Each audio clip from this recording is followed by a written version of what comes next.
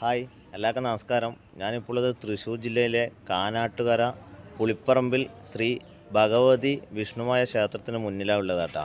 നമ്മളെ നാട്ടിൽ നിന്ന് തെയ്യക്കാരൊപ്പം ഇങ്ങോട്ട് വന്നതാണ്. നമ്മളെ ചങ്ങായി പ്രവീണാട്ടം പറഞ്ഞിട്ട് ഞാൻ വന്നിട്ടാ. നമ്മളെ കണ്ണൂരിലെ പെരുവണ്ണനാണ് വെള്ളാട്ടം കിട്ടുന്നട്ടാ.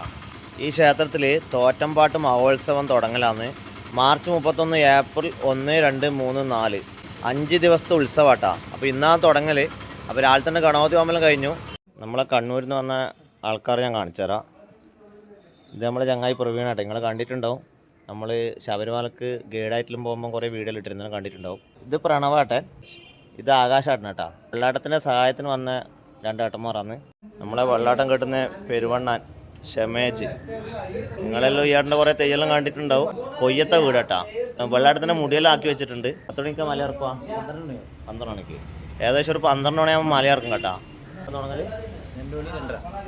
ഒരു 2:30 ആകുമ്പം വെള്ളാട്ടം ഇറങ്ങുമെന്ന് പറഞ്ഞ്. പിന്നെ നമ്മളെ വാദ്യക്കാരിലുണ്ട്. ഇത് വാദ്യക്കാർ, അവർ 3 ആൾ വാദ്യക്കാരാണ്. പിന്നെ നമ്മളെ ഡ്രൈവർ ചെറിയ ഓർക്കസ്ട്രയുണ്ട്, അപ്പോൾ ഉറങ്ങുന്നുണ്ട്. പിന്നെ നമ്മുടെ നാട്ടിൽ നിന്ന് വന്ന വേറൊരു ചങ്ങായിയാണ്. അപ്പോൾ നമ്മളെല്ലാവരും കൂടിയായിട്ട് വന്നിന്. പിന്നെ പ്രവീണാട്ടിൻ്റെ അമ്മയുണ്ട്, മോനുണ്ട്. ഇവരെ വീട്ടിലില്ല കേട്ടോ. ഈ വീടിൻ്റെ നേരെ മുമ്പിലാണ് ക്ഷേത്രമുള്ളത്. ഞാൻ കാണിച്ചു തരാം. ആനൻ്റെ പ്രതിമയിലാക്കി വെച്ചിട്ടുണ്ട്. ഈ വീടിൻ്റെ ബാക്ക് സൈഡ് ഏതാട്ടാ. കാണുമ്പോൾ ഫ്രണ്ട് പോലെ ഉണ്ട്, പക്ഷെ ഇത് ബാക്ക് സൈഡാണ്. നമ്മളെ കണ്ണൂരിൽ നിന്ന് വന്ന സുജീഷ് മടയൻ എന്നുണ്ട്. എല്ലായ മടപ്പുരൻ്റെ പണിയൊന്നും കഴിഞ്ഞാൽ മടപ്പുരല്ലായില്ലേ? കടലിലായ. ഇതിന്റെ ചടങ്ങും കാര്യങ്ങളും നമ്മുടെ കണ്ണൂരിൽ അതേ ശൈലിയല്ലേ, മാറ്റൊന്നുമില്ലല്ലോ. വൈകുന്നേരം ഒരു 6:30 ആകുമ്പോൾ മുടി വയ്ക്കും അല്ലേ? ഇത് വേറൊരു മടയം കേട്ടാ, പപ്പാട്ടെ. ഇത് നമ്മളൊപ്പം വന്ന നാരനാട്ടനാട്ടാ. ക്ഷേത്രത്തിൻ്റെ ഫ്രണ്ട് ഭാഗം ഇതാട്ടാ.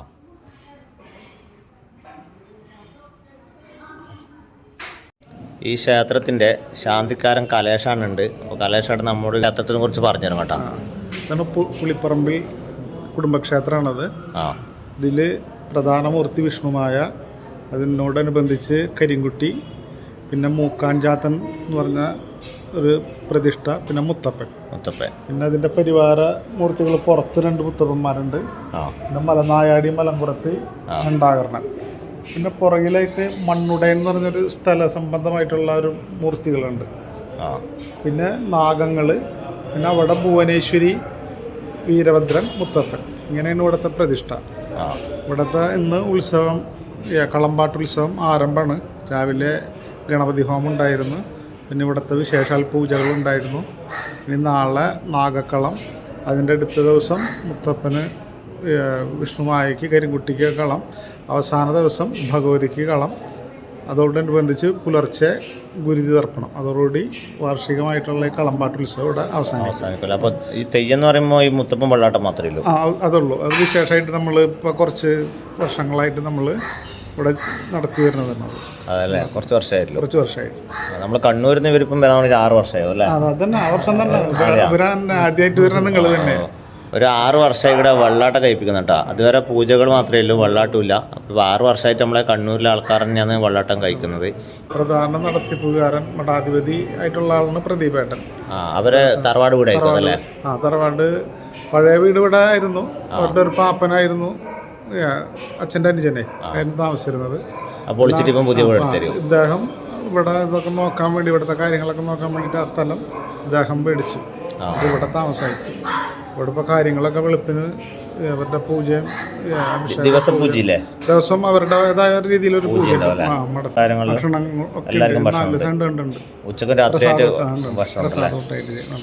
ഇവിടെ എത്തിച്ചേർന്ന ഭക്തജനങ്ങൾക്കെല്ലാം ഉച്ചക്കും രാത്രിയായിട്ട് അന്നപ്രസാദം ഉണ്ട് കേട്ടോ. അപ്പം 5 ദിവസത്തെ പരിപാടി അല്ലേ? 5 ദിവസത്തെ പരിപാടിയാണ്. അപ്പോൾ ഇന്ന് തുടങ്ങലാണ്. അപ്പോൾ തുടങ്ങുന്ന ദിവസം തന്നെ ആദ്യം തന്നെ ഗണപതി ഹോമെല്ലാം കഴിഞ്ഞു കേട്ടോ. ഗണപതി ഹോമെല്ലാം കഴിഞ്ഞു. ഇനിയിപ്പോൾ വെള്ളാട്ടാണ്. ഇതാണ് വിഷ്ണുമായൻ്റെ ക്ഷേത്രം കേട്ടോ. തൊട്ടപ്പുറം തന്നെ ഭഗവതിൻ്റെ ക്ഷേത്രമുണ്ട്.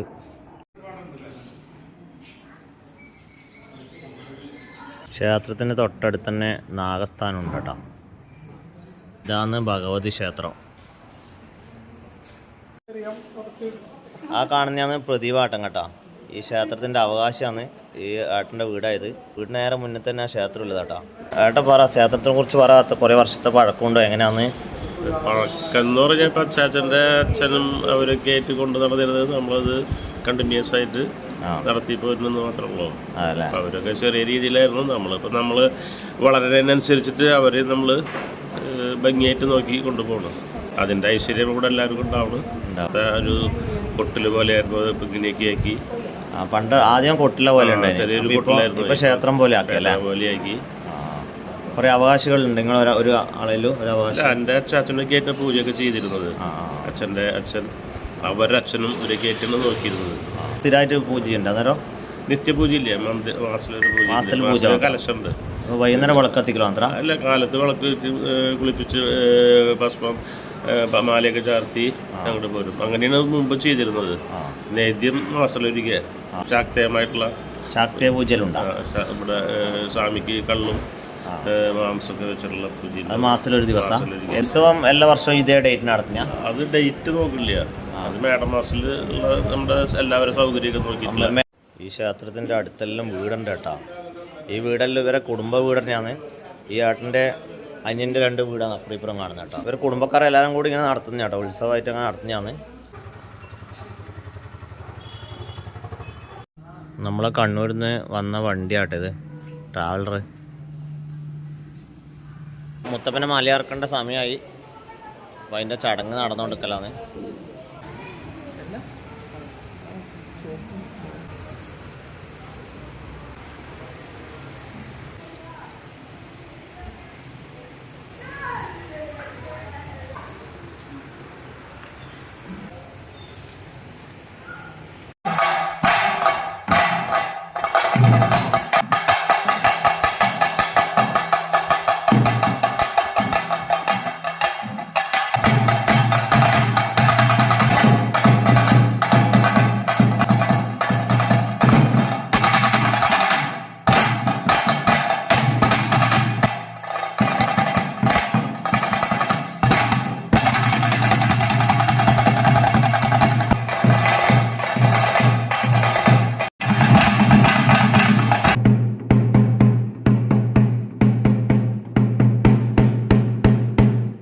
മുത്തപ്പൻ്റെ പ്രസാദം കേട്ടോ.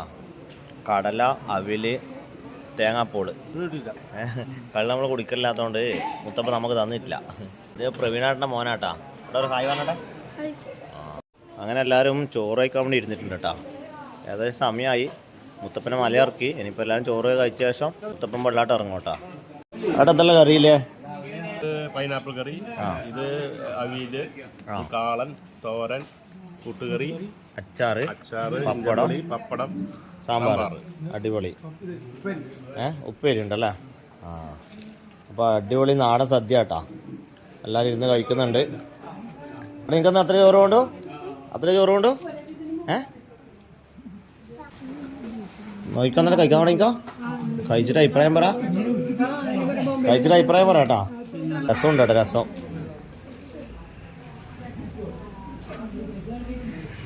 എങ്ങനെയുണ്ട് ഭക്ഷണം? അടിപൊളിയല്ലേ? എടാ എങ്ങനെയുണ്ട് ഭക്ഷണം? സൂപ്പറാ.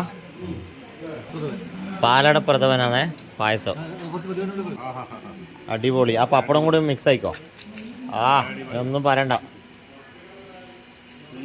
അടിപൊളി. വായിൽ വെള്ളം കയറുന്നുണ്ട് കേട്ടോ. അപ്പോൾ ചോറൊക്കെ അവിടെ ഇരുന്നിട്ടുണ്ട്.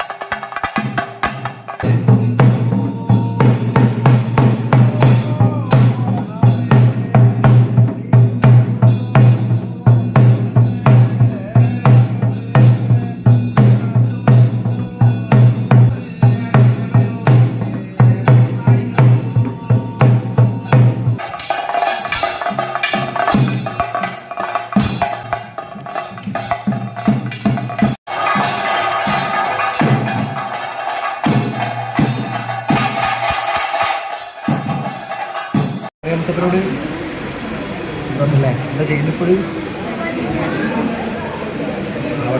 വിദ്യ കൊണ്ട് വിജയം തരേണ്ട മുത്തപ്പൻ അങ്ങനെ വന്നത് അല്ലേ? സന്താനാണോ? സന്താനം ഇത്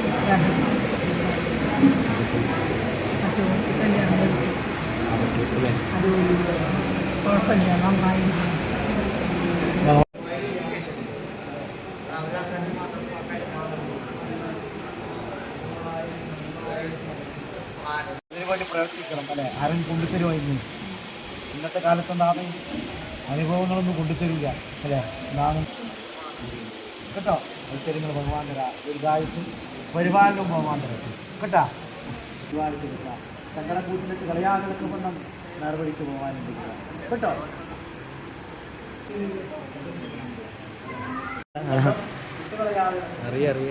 ഇവിടെ വന്ന ഭക്തജനങ്ങൾക്ക് എല്ലാവർക്കും മുത്തപ്പൻ അനുഗ്രഹം കൊടുത്തട്ടോ.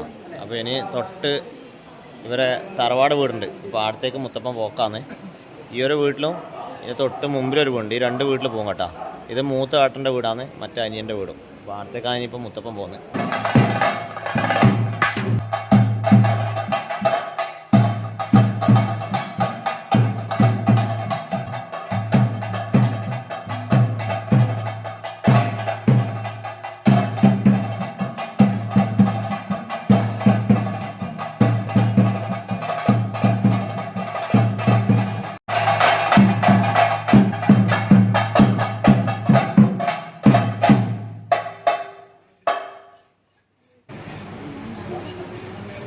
അങ്ങനല്ലേ? അങ്ങനെ ഇന്നിരിക്കുന്ന അനുഭവത്തിനകത്ത് ഇന്നും അല്ലെ മുടക്കം വരാതെ തക്കവണ്ണം അല്ലെ കൊണ്ടു നടന്ന് പരിപാലിച്ചിരിക്കുന്ന എണ്ണങ്ങളാണ് അല്ലെ. അങ്ങനെ ഇരിക്കുന്ന ബന്ധമല്ലേ എന്താ അറ്റുകളയാൻ പറ്റുക? ഒരിക്കലും പറ്റൂല അല്ലെ. പിടിച്ചത് അല്ലെ, കരം പിടിച്ചതും എപ്പോഴുമാണ് അല്ലെ. എങ്കിലും നാം ആ ബന്ധം മുറുകെ പിടിച്ചിട്ടുണ്ട് അല്ലെ. അറ്റുകളയാൻ പറ്റൂല അല്ലെ. അങ്ങനെ ഇരിക്കുന്ന ബന്ധം ചേർത്ത് പിടിച്ച് പരിപാലിക്കേണ്ടതായിരിക്കുന്ന വഴി അല്ലെ ഭഗവാൻ തരണം. അതല്ല വേണ്ടത് അല്ലെ. ഒരാത്ര 4 കൈയെടുത്ത് കഴിഞ്ഞാൽ അജിത്തുകളുണ്ട് അല്ലെ. കാല് കഴുകാൻ വെള്ളം, ഇരിപ്പാൻ ആസനം അല്ലെ. ഇരുന്ന് വിശേഷിച്ച പോരെ. ബന്ധിച്ചിരിക്കുന്ന അല്ലെ ശരീരമാണ് അല്ലെ. മനുഷ്യനാണ് മനുഷ്യന്റെ ശത്രു. അങ്ങനല്ലേ? അങ്ങനല്ലേ? അങ്ങനെ ഇരിക്കുന്ന അനുഭവത്തിനകത്ത് ഇന്ന് സങ്കടങ്ങൾ വന്നുകൂടി ചമയാതെ തക്കവണ്ണം എൻ്റെ കടക്കാരൻ ഞാൻ പരിപാലിച്ചെടുത്ത പോരെ, ചത്ത് പിടിച്ച പോരെ, വിഷമാതിയിട്ട് കളയാതെ തക്കവണ്ണം എന്നെ ഇങ്ങനെ പരിപാലിക്കാൻ അല്ലേ എനിക്കൊരു സന്നിധിയുണ്ട് അല്ലേ. ഇങ്ങനെ വന്നു ചേരാൻ അല്ലേ, ഇങ്ങനെ ഏവരെയും കുടുംബങ്ങളെയും അല്ലേ ഒരുമിച്ച് നിർത്താൻ ഇങ്ങനെ ഇരിക്കുന്ന ഒരു സന്നിധിയുണ്ട്.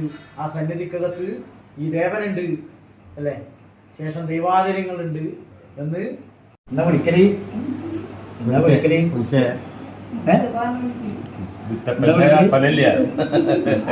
അങ്ങനെയാണെന്നല്ലേ. പിള്ള മനസ്സിൽ കള്ളുമില്ല അല്ലെ. അങ്ങനെ ഇരിക്കുന്ന ബന്ധമാണ് അല്ലെ. ആവട്ട് എങ്കിലും സന്തോഷത്തോടു കൂടി മുത്തശ്ശനാണ് ഞാൻ അല്ലേ. എന്താ താടിയൊക്കെ നരച്ച് തലയിൽ നരച്ച് ഒരു വയോധികൻ ബില്ലൊക്കെ കുത്തിയിട്ട് അല്ലേ. ആവട്ട് ചേർത്ത് പിടിച്ചിരിക്കുന്ന ബന്ധം അല്ലെ. ആവട്ട് സന്തോഷത്തിൻ്റെതായിരിക്കുന്ന വഴികള് ദേവൻ തരട്ട്. അതില് എന്താ പറയാ മുത്തപ്പനോട്? ഒന്നുമില്ലേ, സന്തോഷം തന്നെ അല്ലെ. അലമടയാ ഇതിനപ്പുറം വേറിട്ടുള്ളതായിരിക്കുന്ന വഴികൾ വേണാ, സന്തോഷം തന്നെ അല്ലെ. ഇതിൽ നിന്നും അല്ലെ വേറിട്ടിരിക്കുന്ന വഴികളൊക്കെ ഉണ്ടായിനി അല്ലെ. അനർത്ഥങ്ങളും അല്ലെ ഇല്ലായ്മയും വല്ലായ്മയും ഒക്കെ ഉണ്ടായിനി അല്ലെ. വൈദ്യരെ അന്നാരാ പിടിച്ചിരി കരം മുത്തപ്പനല്ലേ അല്ലെ. വിളിച്ചിരിക്കുന്ന വിളിക്ക് 9 കൂറ്റാട്ടി മുത്തപ്പൻ കേട്ടിട്ടുണ്ട് കർമാദികൾ അല്ലെ. ഇതൊക്കെ നിങ്ങളതായിരിക്കുന്ന അധീനതയിൽ അല്ലെ കരത്തിങ്കൾ ഈ ഭഗവാൻ എത്തിച്ചു തന്നു അല്ലെ. സന്തോഷമല്ലേ? ഉള്ളത് കൊണ്ട് കർമാദികൾ കൊണ്ട് ചെയ്യുവാനും എനിക്ക് വേണ്ടി ഒരു ഭോജനം ചെയ്യുന്ന കാലങ്ങളിൽ അതിനുള്ളതായിരിക്കുന്ന വഴികൾ ഈ തമ്പുരാൻ കണ്ടു വെച്ചാൽ പോലെ കേട്ടാ. എനിക്ക് ഭണ്ഡാരമില്ല, എൻ്റെ 4 ഭണ്ഡാരത്തിലൂടെ ഇരിക്കുന്ന സ്വർണ്ണക്കഴുത്ത് പോലെ പരിപാലിച്ചെടുത്തിട്ട് വിളിക്കണം മുത്തപ്പന കേട്ടാ.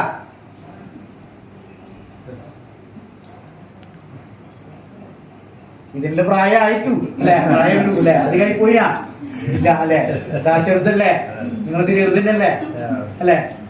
അവിടെ കണ്ടില്ല മുത്തപ്പന, എന്താ പറയാ മുത്തപ്പനോട്, എന്തോന്നല്ലേ അവർക്ക് ഐശ്വര്യത്തോടു കൂടി വാഴേണ്ടതായിരിക്കുന്ന ഭാഗ്യങ്ങള് മുത്തപ്പൻ തരണമെന്നിരിക്കുന്ന പ്രാർത്ഥനയാണ് അല്ലെ. പറയാണ്ട മുത്തപ്പനോട് എന്താ ചെയ്യുന്നപ്പോഴ് അവർക്ക് നീയോ അവർക്ക് പറയാൻ തന്നെ ഉണ്ട് അല്ലെ. ഐശ്വര്യമായിരിക്കുന്ന അനുഭവങ്ങള്, നന്മയായിരിക്കുന്ന വഴികൾ ജീവിതത്തിനകത്ത് ഭഗവാൻ തരട്ട് കേട്ടാ.